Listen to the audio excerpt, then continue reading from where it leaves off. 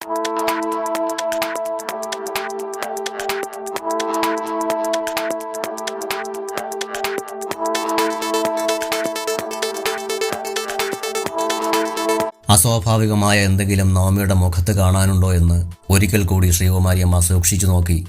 വിജയകൃഷ്ണന്റെ അതേ നിറമുണ്ടെന്നൊഴിച്ചാൽ ഒറ്റ നോട്ടത്തിൽ അവനുമായി യാതൊരു സാദൃശ്യവും കാണാനില്ല. അന്ന് താൻ കോട്ടയത്ത് ചെന്ന് വിജയന്റെ വീട്ടിൽ വെച്ച് കണ്ടപ്പോൾ ഇത്ര തൊട്ടടുത്തു നിന്ന് അവളെ കാണാൻ കഴിഞ്ഞിരുന്നില്ല. അന്ന് അവളുടെ മുഖത്തുണ്ടായിരുന്ന ധാർഷ്ട്യം മാറി ഇപ്പോൾ നിസ്സഹായതയുടെ ഒരു കരിനിഴലാണ് കാണാൻ കഴിയുന്നത്. ശ്രീകുമാരിയമ്മ തിരിഞ്ഞ് മല്ലികയെ നോക്കി. നീ എന്തിനാ മല്ലിക ഈ ബാധ്യതയും ചുമന്നുകൊണ്ട് ഇങ്ങോട്ട് വന്നത്? ഞാൻ പറഞ്ഞോ ഇവളെ എനിക്കെൻ്റെ വീട്ടിൽ വേലക്കാരിയായി കിട്ടണമെന്ന്? എൻ്റെ മകളുടെ ജീവിതം കുട്ടിച്ചോറാക്കാൻ ഇറങ്ങിപ്പുറപ്പെട്ട ഇവൾക്ക് ഇവിടാണോ അഭയം കൊടുക്കേണ്ടത്? എനിക്ക് കാണേണ്ട ഇവളെ. എവിടേക്കെന്ന് വച്ചാൽ കൊണ്ടുപോയി കളഞ്ഞേക്ക് ശവത്തിനെ. ശ്രീകുമാരിയമ്മ വെറുപ്പോടെ മുഖം വെട്ടിച്ചു. ഞാനല്ല അമ്മ ഇവളെ ഇങ്ങോട്ട് കൊണ്ടുവന്നത്, മോനേട്ടനാ. അമ്മ എന്തെങ്കിലും ആവശ്യത്തിന് എന്നെ വിളിക്കുമ്പോൾ അടുക്കളയിൽ നിന്നും ഞാനോടി അമ്മയുടെ അടുത്തേക്ക് വരുന്നില്ലെന്നായിരുന്നല്ലോ മോനേട്ടനോടുള്ള അമ്മയുടെ പരാതി. ഇനി അമ്മയുടെ എല്ലാ കാര്യങ്ങളും ഇവൾ നോക്കിക്കൊള്ളും. അമ്മയുടെ ആവശ്യങ്ങൾ കഴിഞ്ഞിട്ട് വിട്ടു തന്നാൽ മതി എനിക്കിവളെ അടുക്കളയിലേക്ക്. എൻ്റെ കാര്യങ്ങൾ നോക്കാൻ ഇവളല്ലാതെ ഈ ലോകത്ത് മറ്റാരെയും കണ്ടില്ലേ മല്ലികയെ നിങ്ങൾ? സുമ ഇവളെ വീട്ടിൽ നിന്ന് ഇറക്കി വിടുമെന്ന് പറഞ്ഞെങ്കിൽ ഈ 10-20 വർഷം അവൾ നിന്ന് കള്ളച്ചോറ് തിന്ന് ചീർത്ത് വീർത്ത വീടില്ലേ, അങ്ങോട്ട് പോകട്ടെ. ഇവൾക്ക് ആരുമില്ലാഞ്ഞിട്ടാണോ കൊന്നത്തടി പോലെ ഇത്രയും പൊക്കത്തിൽ ഇവൾ വളർന്നു നിൽക്കുന്നത്? കൊണ്ടുപോക്കോ നാശത്തിനെ എനിക്ക് കാണണ്ട. ഒരു കുടുംബം കലക്കി കുട്ടിച്ചോറാക്കിയിട്ട് അടുത്ത വീട് തേടി വന്നിരിക്കുക മനസാക്ഷിയില്ലാത്ത വർഗം. നവമിയെ നോക്കുന്ന ശ്രീകുമാരിയമ്മയുടെ കണ്ണുകളിൽ കനലെരിയുന്നുണ്ടായിരുന്നു. ഇവൾ നിന്ന വീട്ടിലിപ്പോൾ ആരുമില്ലമ്മേ. ഇവളുടെ വളർത്തച്ഛൻ മരിച്ചതോടെ അവർ വീടൊക്കെ വിറ്റ് മകൻ്റെ കൂടെ ബാംഗ്ലൂർക്ക് പോയി. പിന്നെ ഇവൾ എങ്ങോട്ട് പോകാനാ? അവൾക്ക് പോകാൻ ഇടമുണ്ടോ ഇല്ലയോ എന്ന് നമ്മൾ അന്വേഷിക്കേണ്ട കാര്യമില്ല. ഒരു ഗതിയും പരഗതിയും ഇല്ലാത്തവർക്ക് പൊറുക്കാനാ ഓരോ സംഘടനകൾ നാടുനീളെ അനാഥാലയങ്ങൾ കെട്ടിപ്പൊക്കിയിട്ടിരിക്കുന്നത്. അങ്ങോട്ട് പോക്കോണം തുണയില്ലാത്തവർ. എന്നാലും വിജയകൃഷ്ണന്റെ മകളല്ലേ അമ്മ ഇവൾ. നമുക്ക് അങ്ങനെ അങ്ങ് ഒഴിവാക്കി കളയാൻ പറ്റുമോ?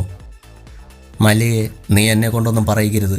നീ ഇവളോടുള്ള സഹതാപം കൊണ്ടൊന്നുമല്ല ഇങ്ങോട്ട് കൂട്ടിക്കൊണ്ട് വന്നിരിക്കുന്നതെന്ന് എനിക്ക് നന്നായിട്ടറിയാം. നിനക്ക് കൈ സഹായത്തിന് ഈ വീട്ടിൽ ഒരാൾ വേണം. കാത്തിരുന്ന് അങ്ങനെ ഒരിടം നിന്നെ കൈ കിട്ടിയപ്പോൾ നീ ഇങ്ങോട്ട് കൂട്ടിക്കൊണ്ടു പോകുന്നു. ഇതല്ലേടി സത്യം? എന്നിട്ട് പേര് അമ്മയെ നോക്കാനൊന്നും. പിടിച്ചോണ്ട് പോക്കോ എൻ്റെ മുമ്പിൽ നിന്ന് ഇവളെ. അവൾ ദാസ്യപ്പണിക്ക് കൂട്ടിക്കൊണ്ടു വന്നവൾക്ക് അമ്മയുടെ റൂമിൽ പൊറുക്കണം പോലും. ഇനി ഇവളെൻ്റെ മുമ്പിൽ നിന്നാ ഞാൻ എന്തെങ്കിലും കൂടുതൽ പറഞ്ഞു പോകും. പോ വെളിയിൽ. അവർ പുറത്തേക്ക് നോക്കി വിരൽ ചൂണ്ടി. ആ കൊള്ളാം, മുത്തശ്ശി അങ്ങനെ ഉഗ്രശാസനയൊന്നും ഇട്ടേക്കല്ലേ. അതുമാത്രമല്ല വീട്ടുജോലിക്ക് വന്നവരെ വേലക്കാരിയൊന്നും വിളിക്കാനും പാടില്ല. അങ്ങനെ ഉണ്ടായാൽ ഇവളുടെ ഇഷ്ടക്കാർ വന്ന് നമ്മുടെ തലയെടുത്ത് കളയുമേ മുത്തശ്ശി. അപ്പോൾ അവിടേക്ക് വന്ന അഞ്ജന നവമിയെ നോക്കിക്കൊണ്ട് പറഞ്ഞു. വേലക്കാരിയെ പിന്നെ വേലക്കാരി എന്നല്ലാതെ തമ്പുരാട്ടിന്ന് വിളിക്കാൻ പറ്റുമോ? ആരാ മോളെ അതിന് നമ്മുടെ തല നുള്ളിയെടുക്കാൻ വരുന്നത്? ശ്രീകുമാരിയമ്മ മെല്ലെ നടന്ന് അഞ്ജനയുടെ അടുത്തേക്ക് വന്നു. അഭിയേട്ടൻ അല്ലാതാരാ? ദേ ഞാനിവളെ വേലക്കാരിയെന്ന് വിളിച്ചു എന്നും പറഞ്ഞ് അഭിയേട്ടൻ എൻ്റെ ചെവി തിരുമ്മി നീര് വരുത്തി വച്ചിട്ടുണ്ട്. നോക്ക്. അഞ്ജന തൻ്റെ ചുവന്നു തിണർത്ത കാത് അവർക്ക് കാട്ടിക്കൊടുത്തു. നീ ഇത് കണ്ടില്ലായിരുന്നോ മല്ലികെ? നിന്റെ മോൻ ഇവളുടെ കാത് തിരുമ്മി ചുവപ്പിച്ചു വച്ചേക്കുന്നത്. നിന്റെ മോൾ ഇവളെ വേലക്കാരിയെന്ന് വിളിച്ചതിന് അവനെന്തിനാടി നോവുന്നത്? ഞാൻ കണ്ടതാ അമ്മേ. അപ്പോൾ തന്നെ ഞാൻ അഭിയെ ശാസിക്കുകയും ചെയ്തു. അമ്മയ്ക്ക് അറിയാവുന്നതല്ലേ അഭിയുടെ സ്വഭാവം. പോരാത്തതിന് ഇവൾ വിജയകൃഷ്ണൻ്റെ മകളാണെന്ന് അവൻ അവിടെ പോയി കണ്ടതുമാ. അതിൻ്റെ ഒരു സിമ്പതിയാ അഭിക്ക് ഇവളോട്. സിമ്പതി. അതങ്ങനെ ഇരുന്നാൽ മതിയായിരുന്നു. എന്തായാലും നീയൊന്ന് സൂക്ഷിച്ചോ മല്ലികെ. അർത്ഥം വച്ചിട്ടെന്ന മട്ടിൽ ശ്രീകുമാരിയമ്മ പറഞ്ഞു. വാടി ഇങ്ങോട്ട്. ഇനി എന്ത് കാണാനാ നീ ഇവിടെ മിഴിച്ചു നിൽക്കുന്നത്? ശ്രീകുമാരിയമ്മ അവസാനം പറഞ്ഞത് തന്നോടല്ലെന്ന മട്ടിൽ മല്ലിക നവമിയും കൂട്ടി അമ്മയുടെ റൂമിൽ നിന്ന് പുറത്തേക്ക് പോന്നു. അമ്മ അങ്ങനെ പറഞ്ഞതൊന്നും നീ കാര്യമാക്കേണ്ട കേട്ടോടി. എന്തെങ്കിലും ആവശ്യത്തിന് അമ്മ വിളിക്കുമ്പോൾ നീ ഓടി ചെന്നോണം. അതിനാ നിന്നെ ഇങ്ങോട്ട് കൊണ്ടുവന്നിരിക്കുന്നത്. അല്ലാതെ അമ്മയ്ക്ക് നിന്നെ ഇഷ്ടമല്ലെന്നും പറഞ്ഞ് മാറി നിന്നേക്കരുത്. മുമ്പോട്ട് നടക്കുന്നതിനിടയിൽ മല്ലിക തിരിഞ്ഞു നോക്കി. ഇല്ലെന്ന അർത്ഥത്തിൽ നവമി തലയാട്ടി. നിനക്കൊരു റൂം വേണ്ടേ? നിന്നെ ഹാളിലോ അടുക്കളയിലോ ഒന്നും കിടത്താൻ പറ്റില്ലല്ലോ. നീ നിന്റെ ബാഗ് അവിടേക്ക് എങ്ങനെ വച്ചിട്ട് എൻ്റെ കൂടെ വാ, മല്ലിക നിർദ്ദേശിച്ചു. നവമി ബാഗ് ഹാളിൻ്റെ ഒരു മൂലയിൽ കൊണ്ടുവച്ച ശേഷം മല്ലികയുടെ കൂടെ ചെന്നു. അടുക്കളയ്ക്ക് പുറത്ത് വർക്ക് ഏരിയയിൽ നിന്ന് അകത്തേക്ക് തുറക്കാവുന്ന രീതിയിൽ പുതുതായി ഒരു റൂം പണി കഴിപ്പിച്ചിട്ടുണ്ടായിരുന്നു. അവിടേക്കാണ് മല്ലിക അവളെ കൂട്ടിക്കൊണ്ടുപോയത്. ഹോളോ ബ്രിക്സ് കൊണ്ട് പണിത് ആസ്പെറ്റോസ് ഷീറ്റിട്ട ആ റൂമിലായിരുന്നു കുറച്ച് വിറകും ഉപയോഗയോഗ്യമല്ലാത്ത 1-2 കസേരകളും പിന്നെ കുറച്ച് പണിയായുധങ്ങളും സൂക്ഷിച്ചു വച്ചിരുന്നത്. മല്ലിക അതിനുള്ളിലേക്ക് കയറി ലൈറ്റ് തെളിച്ചപ്പോൾ ഭിത്തിയിൽ അങ്ങുമിങ്ങുമൊക്കെ പല്ലികളും പാറ്റകളും ഓടിക്കളിക്കുന്നത് നവമി കണ്ടു. ആ മുറിയിൽ ചെറിയൊരു ജനൽ ഉള്ളത് തുറന്നിട്ടാൽ തന്നെ വേണ്ടത്ര വെട്ടവും കാറ്റുമൊന്നും കടന്നു വരില്ലായിരുന്നു. ആസ്ബറ്റോസ് ഷീറ്റിന് താഴെ നിറയെ മാറാലകൾ പറ്റിപ്പിടിച്ചിട്ടുണ്ട്. അവിടെ ഭിത്തിയോട് ചേർത്ത് തടി കൊണ്ട് നിർമ്മിച്ച ഒരു കട്ടിൽ ചരിച്ചിട്ടിട്ടുണ്ടായിരുന്നു. ആദ്യം ഇതിലുള്ള വിറകെല്ലാം എടുത്ത് വെളിയിൽ കളിയിൽ കൊണ്ടുവയ്ക്കണം. ഈ കസേരകളൊക്കെ എടുത്ത് പുറത്തിട്ടാലും വേണ്ടില്ല, ആ തൂമ്പയും കൂമ്പാലിയും മട്ടാസും കോടാലിയുമൊക്കെ കളിയിലിനുള്ളിൽ ഭദ്രമായി കൊണ്ടുവയ്ക്കണം.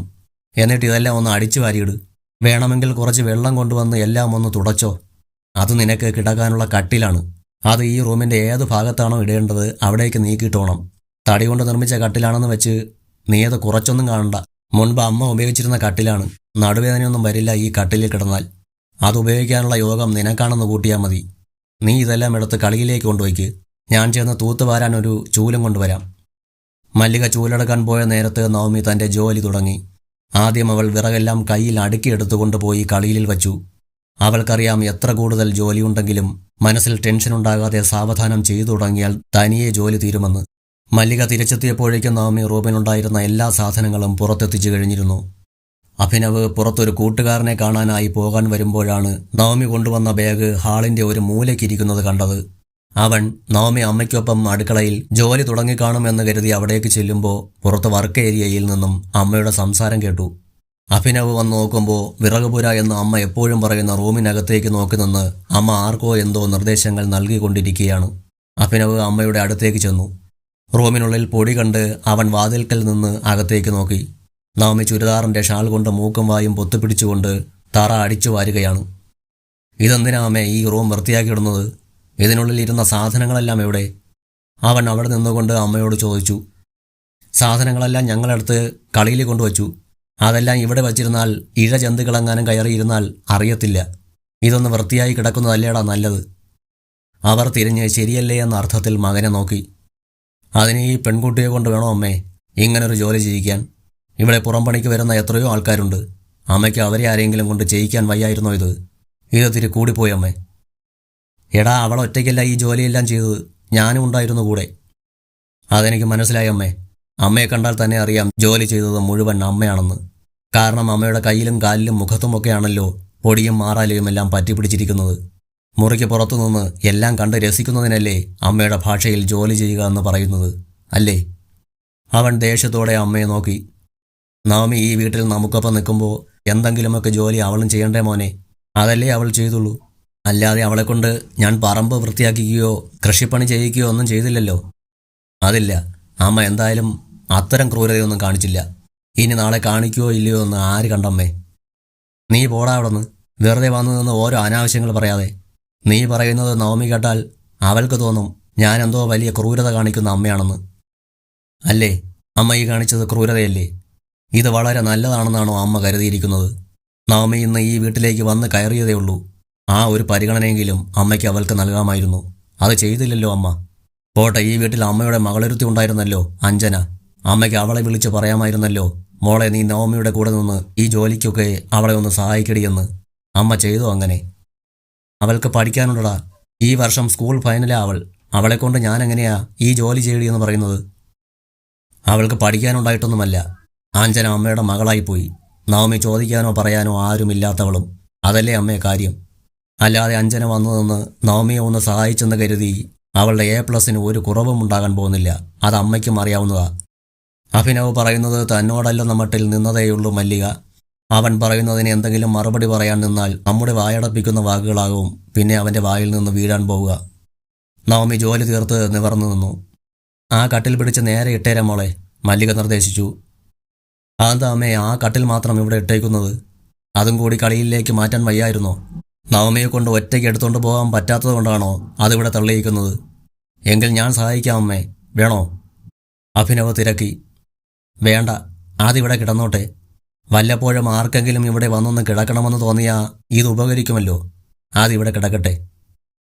ആർക്കെങ്കിലും ഇവിടെ വന്ന് കിടക്കണമെന്ന് തോന്നിയാൽ കിടക്കാനോ? അതാർക്കാ അമ്മേ ഇന്ന് വരെ ഇല്ലാത്ത ഒരു പൂതി പെട്ടെന്ന് തോന്നുന്നത്? പൊടിയും മാറാലയും മൂടിക്കിടന്ന ഈ റൂമിൽ ഇന്ന് വരെ ആർക്കും കിടക്കണ്ടായിരുന്നല്ലോ. നവമി ഈ വീട്ടിൽ വന്നു കഴിഞ്ഞപ്പോഴാണ് ഈ റൂമിൽ വന്ന് കിടക്കാൻ ആൾക്കാരുടെ തള്ള്, അല്ലേ അമ്മേ? അതിരിക്കട്ടെ, വല്ലപ്പോഴുമെങ്കിലും ഈ റൂമിൽ കിടന്നേ തീരുവെന്ന് ആർക്കാണമ്മേ ഇത്ര പൂതി? മുത്തശ്ശിക്കാണോ അതോ അച്ഛനോ? ഇവർക്ക് രണ്ടിനുമല്ലെങ്കിൽ അമ്മയ്ക്കായിരിക്കുമല്ലേ? അഭിനവ് മുഖം കോട്ടി. നീ എന്നെ പരിഹസിക്കുകയാണോ അഭി? മല്ലിക കോപത്തോടെ മകനെ നോക്കി. ഹേയ്, അമ്മയെ ഞാൻ പരിഹസിക്കാനോ? അതിനൊന്നും അമ്മയുടെ മകൻ ആയിട്ടില്ല അമ്മേ. പക്ഷേ ഞാനിങ്ങോട്ട് വന്നപ്പോൾ തന്നെ ഊഹിച്ചായിരുന്നു ഇത്. പക്ഷേ ഇതൊത്തിരി കടന്നുപോയെന്നേ എനിക്ക് പറയാനുള്ളൂ. ഈ പൊള്ളുന്ന ചൂടത്ത് ഒരു ഫാൻ പോലുമില്ലാത്ത ഈ റൂമിൽ രാത്രിയിൽ ഈ ജനൽ കൂടി അടച്ചു കഴിഞ്ഞാൽ ഇതിനുള്ളിൽ കിടന്ന് ശ്വാസം മുട്ടി ചത്തുപോകുമല്ലോ അമ്മേ. അമ്മയ്ക്ക് എങ്ങനെ മനസ്സ് വരുന്നമ്മേ ഇതിനൊക്കെ? നീ എന്ത് കണ്ടിട്ടാടാ എൻ്റെ നേരെ നിന്ന് ചന്ദ്രഹാസം വിളക്കുന്നത്? പ്രായം തികഞ്ഞൊരു പെണ്ണല്ലേടാ ഇവൾ. അടച്ചുറപ്പുള്ള ഒരു റൂം വേണ്ടേ ഇവൾക്ക് കഴിയാൻ? അതോ ഇവളെ ഞാൻ അടുക്കളയിലോ സ്റ്റോർ റൂമിലോ കൊണ്ടുപോയി കിടത്തണോ? അത് വേണമെന്നാണോ നീ പറയുന്നത്? അതുവരെ പിടിച്ചു നിന്ന മല്ലികയ്ക്കും ദേഷ്യം വന്നു. അടച്ചുറപ്പുള്ള റൂമാണ് അമ്മ അന്വേഷിക്കുന്നതെങ്കിൽ ഈ വീട്ടിൽ 2 റൂം വേറെ ഒഴിഞ്ഞു കിടപ്പില്ലേ? അതിലൊന്നിൽ പാർപ്പിക്കാമായിരുന്നല്ലോ അമ്മയ്ക്ക് നവമിയെ. ഇതിനേക്കാളൊക്കെ എത്രയോ ഭേദമാ അമ്മയെ കാലിത്തൊഴുത്ത്. അതിലാണെങ്കിൽ ശ്വാസം മുട്ടാതെ കിടന്നുറങ്ങാമല്ലോ. എങ്കിൽ നീ ഒരു കാലിത്തൊഴുത്ത് ഒപ്പിച്ചു കൊടുക്കുക ഇവൾക്ക്. അവൾ പോയി ശ്വാസം മുട്ടാതെ കിടന്നുറങ്ങട്ടെ. എന്താ പറ്റുമോ? മല്ലിക വിജയിയുടേതായ ഒരു ചിരി ചിരിച്ചു. എന്നാലും ഞാൻ നവമിയെ ഈ വീട്ടിൽ ഒഴിഞ്ഞു കിടക്കുന്ന ഒരു റൂമിലും താമസിപ്പിക്കില്ല, അല്ലേ? അതല്ലേ അമ്മയുടെ മനസ്സിൽ? അമ്മയോട് ഇനി യാതൊന്നും പറഞ്ഞിട്ട് പ്രയോജനമില്ല. അഭിനവ് കൈകൾ ഇരുവശത്തേക്കും വീശിക്കൊണ്ട് അവിടെ നിന്നും നടന്നുപോയി. മകൻ കണ്ണിൽ നിന്നും മറഞ്ഞ് പുറത്ത് അവൻ്റെ ബൈക്ക് സ്റ്റാർട്ടാകുന്ന ഒച്ച കേൾക്കും വരെ മല്ലിക മകൻ പോയ ദിശയിലേക്ക് നോക്കി നിന്നു.